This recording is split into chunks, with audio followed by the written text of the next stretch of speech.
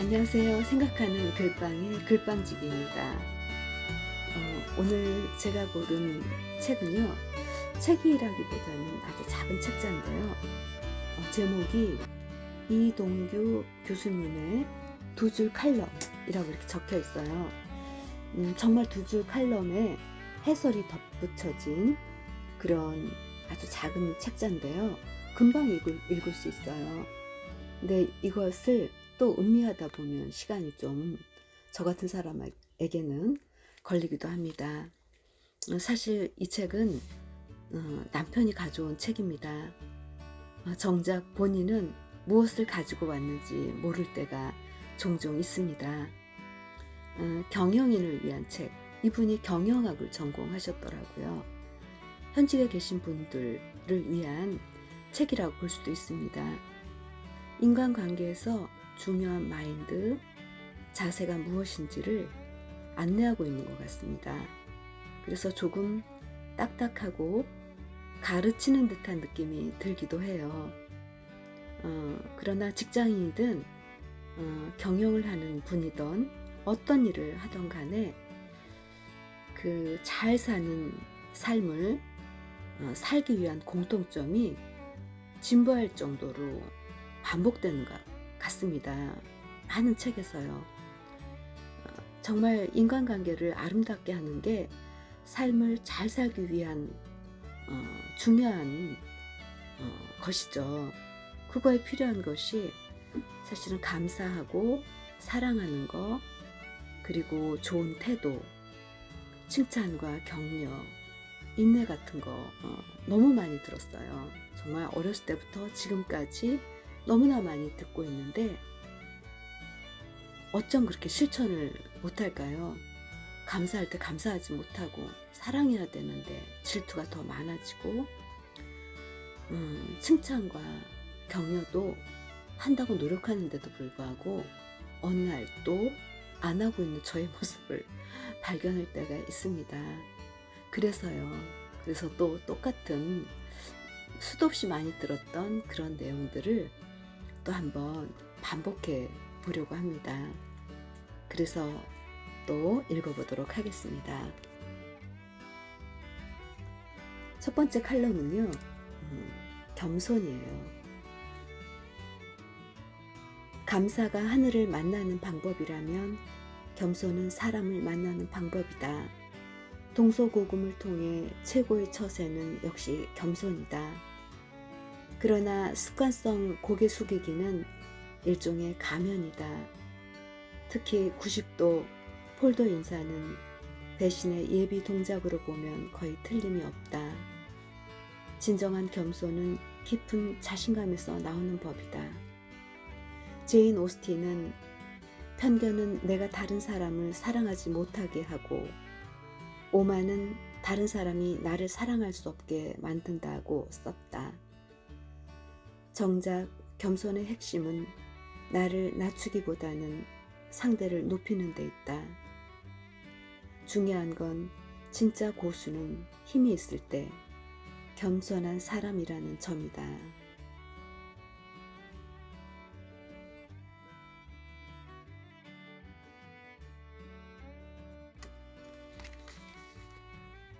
나무를 사지 말고 산을 사라. 나무를 사지 말고 산을 사라. 이는 일본 황궁을 건축하는 대목수들 사이에서 전해져 오는 이야기다. 작은 목수는 필요한 나무만 골라 사지만 대목수는 크건 작건 곧건 굽건 모든 나무가 나름대로 각자 쓰임새가 있기에 산 전체를 산다는 것이다. 요컨대 멋진 궁전을 짓기 위해선 쭉쭉 뻗은 나무만 골라서 짓는 게 당연할 것 같지만 산을 통째로 사서 그 속에 구부러지고 휘어진 나무들을 포함해서 산 전체를 황궁에 재현하는 게 최고의 몫이라는 거다. 조직의 원리도 마찬가지다. 동종 교배에서 기영이 나오는 건 자연의 거듭된 경고다. 조직에서도 순혈주의가 결국 구성원의 자율과 창의를 박탈해 몰락한 사례는 셀 수 없이 많다. 군대에서도 내 맘에 쏙 드는 인원만 뽑고 싶은 유혹이 생길 것이나 실제로 그렇게 뽑은 군대가 전쟁에서 이긴 적이 없다고 한다. 일찍의 한비자는 태사는 흙과 돌의 좋고 나쁨을 가리지 않고 다 받아들였기 때문에 그 높음을 이룬 것이다 라고 갈파한 바 있다. 이 세상에 다양성만큼 강한 건 없다.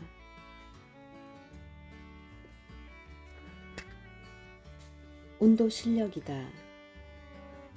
인생은 운과의 함수다. 아무리 출중해도 운 없이는 성공할 수 없다.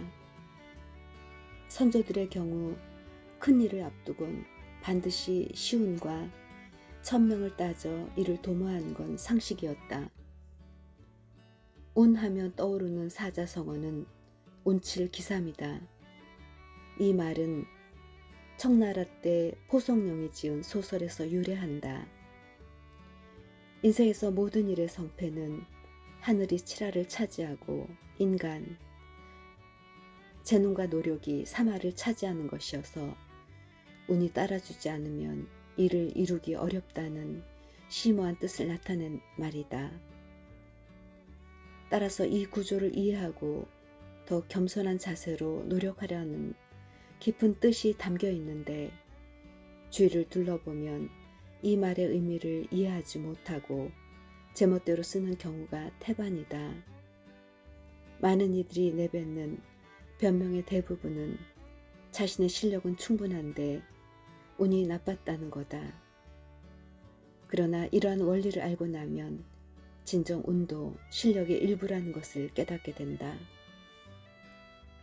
결국 중요한 것은 하늘이 부여하는 운을 어떻게 하면 내가 받을 수 있을까 하는 문제로 귀결된다. 운을 거꾸로 뒤집어 보면 공이 된다. 공을 들이면 운이 따르게 되는 게 원리가 아닌가 한다. 운이란 결국 도덕 과학인 셈이다. 누구에게나 일생에 두세 번은 큰 운이 찾아온다. 문제는 준비가 되어 있어야 운을 받을 수 있다는 점이다. 만약 내공 없이 대운을 받게 되면 내 작은 그릇은 이를 감당하지 못하고 깨져버리고 말 것이다. 그러므로 너무 빨리 다가오는 행운은 두려워해야 한다.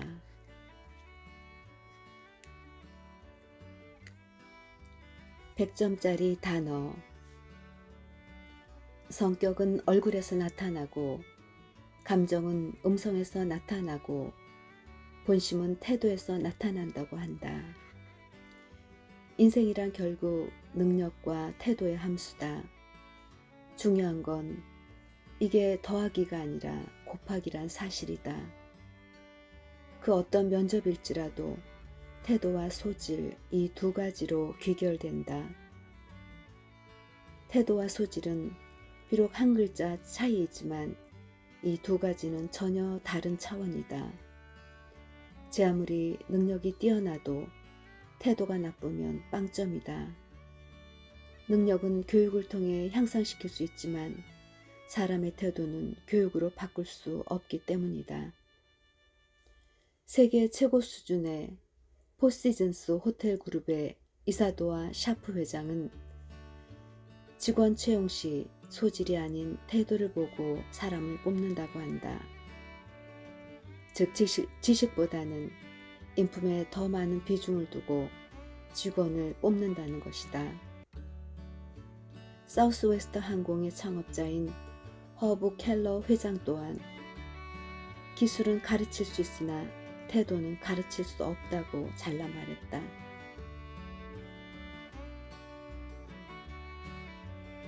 신기한 것은 태도는 큰 차이를 만드는 작은 것이다. 윈스턴 처칠의 말이다. Simple is beautiful.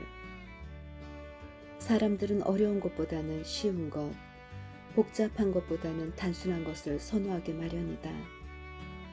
게다가 즐거움까지 겸비한다면 금상첨화가 아닐 수 없다. 특히 단순함이란 가치는 상상 이상으로 강력하다.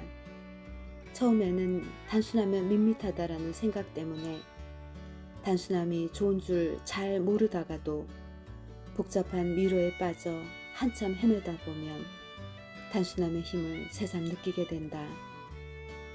우리가 오랜 세월 공부해서 배우고자 하는 것도 사실은 복잡한 것을 단순화하여 이해하는 과정의 다름 아니다.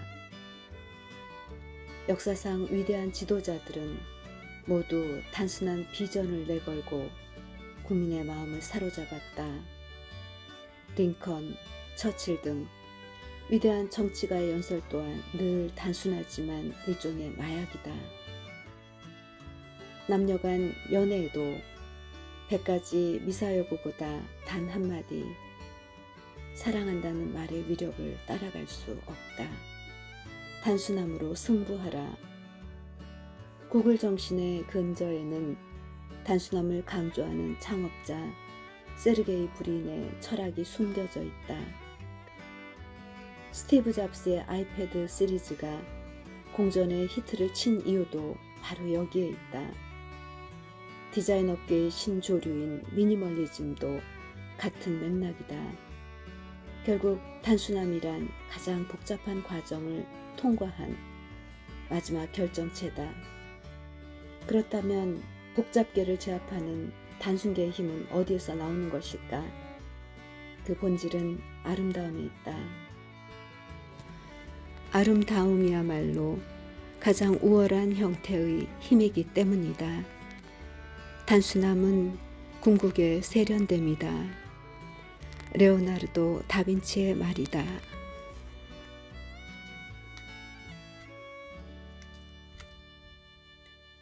검색보다 사색이다. 영국의 정치가 벤자민 디즈라엘라는 자신의 무지함을 인식하는 것이 삶을 향한 큰 진전이다 라고 했다. 그가 꼽은 배움의 3가지 기둥은 많이 보고, 겪고, 공부하는 것이다. 지금은 1초면 무엇이든 검색이 가능한 시대다.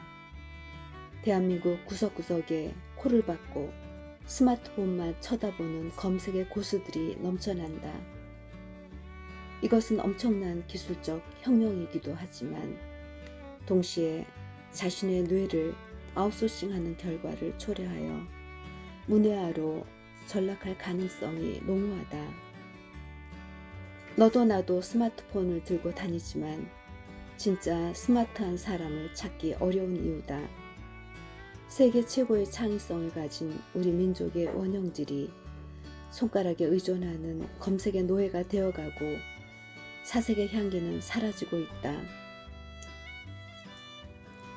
AI 4.0 시대, 디지털 사회로의 전환이 가속화되어 갈수록 오히려 아날로그적 상상력이 그 어떤 능력보다 큰 능력으로 인정받을 것이라고 전망되고 있다. 요컨대 탁월함보다 새로움을 창조하는 창조적 상상가가 뜬다는 것인데, 여기서 상상은 기존의 금기에 대한 도전이자 유쾌한 반란이다.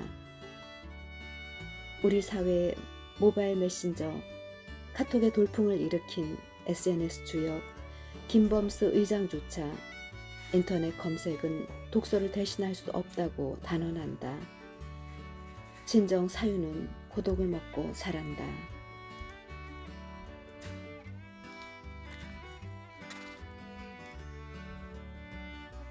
직과 업의 차이. 직업이란 직과 업의 2글자가 결합된 말이다. 우선 업은 라틴어로는 미션이다. 한마디로 업이란 바로 내가 이 세상에 온 이유이자 하늘이 내린 엄숙한 사명이다. 삶이란 결국 자신의 업을 발견해 나가는 과정이다. 업과 결합된 수많은 단어들 중에서 기업이란 말은 업을 만들어낸다는 의미이다. 사람들을 뽑아서 일과 월급을 주어 그들의 가족을 부양케 하는 것이야말로 하늘이 해야 할 일을 대신하는 성스러운 일이 아닐 수 없다. 이런 사람들을 칭하여 사자 직업을 뛰어넘는 가짜를 붙여 기업가라 부르는 것은 바로 이러한 이유다. 이 땅의 수많은 중소기업 경영인들에게 경의를 표해야 하는 충분한 이유가 여기에 있다. 이에 반해 직이란 잡이고 타이틀이고 명함이다. 직장에 다닌다고 업이 생기는 건 아니다. 게다가 일자리를 원한다곤 하지만 실제로 일에는 관심이 없고 자리에만 침을 흘리는 사람들도 많은 것이 우리 사회의 현 주소다. 업을 찾는 일은 한마디로 내 인생의 보물찾기라 할 수 있다. 역시 현직보다 천직이 중요한 법이다. 주위를 둘러보면 남보다 못한 일을 열심히 하는 사람들이 의외로 많다. 따라서 자신이 가장 좋아하고 잘할 수 있는 일을 조기에 발견해서 더욱 잘 해나가는 것이야말로 인생에서 가장 중요한 과제일 것이다. 결국 중요한 것은 업으로 가면 직을 얻고 직으로 가면 업을 잃는다는 것이다. 인생에서 제일 중요한 두 날은 태어난 날과 태어난 이유를 깨닫는 날이다. 미국의 천재 소설가 마크 트웨인의 말이다. 감사는 최고의 백신이다. 서양 속담 중엔 이런 명언이 있다. 행복은 언제나 감사의 문으로 들어와서 불평의 문으로 나간다. 세상과 고립되어 있는 감옥과 수도원이 다른 게 있다면 불평하느냐 감사하느냐의 차이뿐이다. 요컨대 감사는 행복을 여는 대문이다. 행복이란 결국 감사하는 마음이다. 유태인의 경전 탈무드는 세상에서 가장 지혜로운 사람은 배우는 사람이고 세상에서 가장 행복한 사람은 감사하며 사는 사람이라고 가르치고 있다. 감사할 줄 모르는 자를 벌하는 법은 없지만 감사할 줄 모르는 삶 자체가 형벌인 셈이다. 종교적으로 인용되는 감사의 단계 중 가장 높은 단계는 감사할 것이 없어도 감사하는 것이라고 한다. 감사는 과학적 실체이며 한마디로 인생의 항체다. 지금 이 시간에도 오늘 하루만 더를 간절히 외치는 수많은 사람이 병실에 있다. 이들을 떠나보내야 하는 사람이나 떠나야 하는 사람이나 모두 간절하기는 매한가지다. 감사의 위력은 놀라운 수준이다. 실제로 올림픽 메달리스트들의 만족도를 조사해 본 결과 놀라운 사실이 나타났다. 당연히 금메달리스트가 가장 만족도가 높을 것 같지만 더 높은 만족도를 느낀 사람은 동메달리스트였다고 한다. 금메달리스트와 동메달리스트의 눈물은 그 화학 성분이 다르다. 금메달에 감격이 있다면 동메달에는 감사가 있다. 감동을 이기는 것이 감사다. 인생 부등식. 삶과 사람은 같은 글자라고 봐도 된다. 우리들 삶에 정답은 없지만 해답은 있다. 우리 선조들은 이미 인생 부등식을 만들어 놓았다. 이는 머리, 태도, 운수, 인복, 수명으로 설명할 수 있다. 즉 아무리 머리가 좋아도 태도가 좋은 일을 이기지 못하고 그 두 개가 좋아도 운수가 좋은 일을 이기지 못하고 그 세계가 좋아도 인복이 많은 일을 극복하지 못하며 그 전부가 좋아도 오래 사는 일을 능가하지 못한다는 이야기다. 그러나 명복이 길다 해도 종국의 우주 질서 앞에서는 한낱 먼지일 뿐인 것이 인생이다. 먼저 깨달아야 할 것은 머리 좋은 사람은 태도 좋은 사람을 이길 수 없다는 것이다. 세상에는 재능이 특별한 사람이 많다. 그 중에서도 선천적으로 타고난 재능은 천부적이라고 한다. 영화 아마데우스에서 살리에리가 모차르트에게서 느끼는 막막함을 상상해보라. 그러나 어릴 적 IQ가 200에 달하는 천재들이 요절하거나 나이 들어 별 볼 일 없게 전락해버리는 경우를 보면 역시 재능만 가지고 험한 세상을 살아가기에는 버거운 모양이다. 그러나 아무리 태도나 습관이 좋은 사람도 운빨 앞에서는 소용이 없는 법이다. 노련한 사업가들은 하나같이 운이 안 따라주면 큰 사업도 한순간이라고 고백한다. 노름판의 타짜들도 여기에 대해선 이견이 없다. 그러나 이 모든 것이 따라주어도 복 있는 사람에게는 당할 수가 없다고 하니 세상의 이치는 알면 알수록 기묘할 따름이다.